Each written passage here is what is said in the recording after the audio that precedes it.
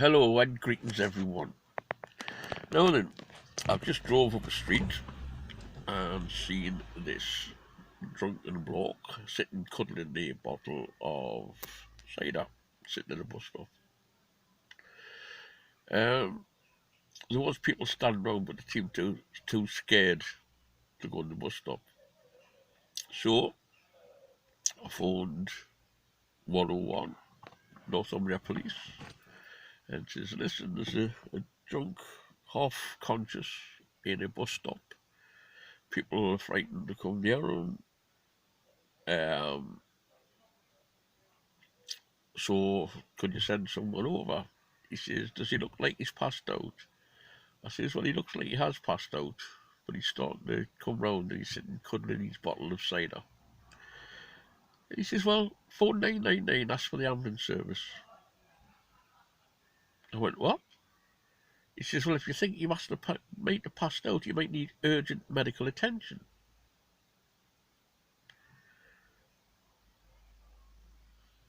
He's a drunk in a bus stop, cuddling a bottle of cider. And you think I'm going to phone 999 when all the ambulances are overworked, all the hospitals are overworked? You think I'm going to phone 999 for a drunk in a bus stop? Not going to happen. Not going to happen. Now, recently, a lot of people won't phone an ambulance when they're ill. They let diseases and let things get worse.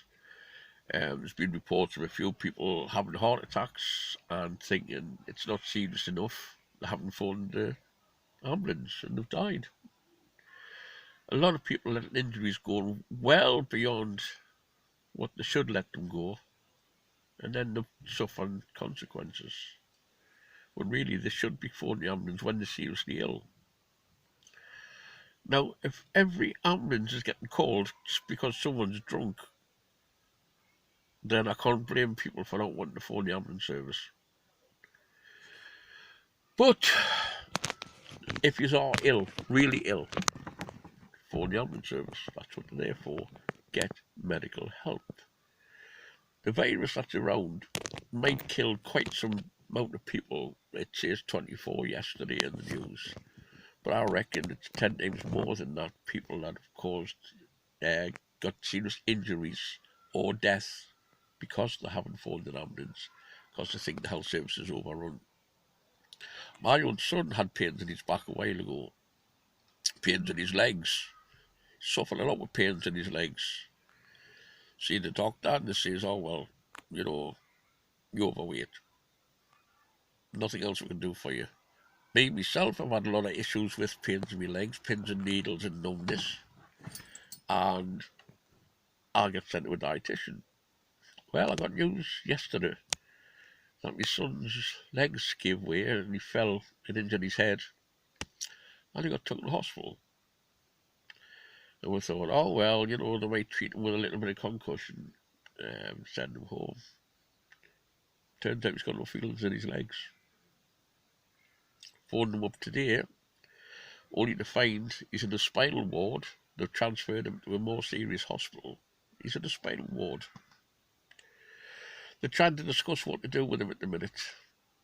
But it looks like he's going to have quite a serious operation on his back. Now, if the ambulance service and the doctors had took notice a while ago when he said he'd had pains in his back and his legs were going numb,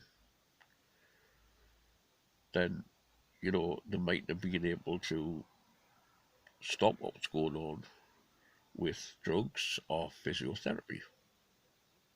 But because they keep putting it off and saying, oh, it's because you're overweight, he's ended up in a spinal unit in hospital.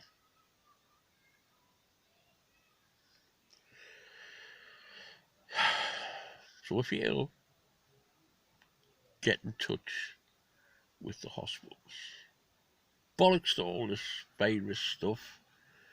I know there is something about, but more people are dying through ignoring medical help, by not seeking medical help.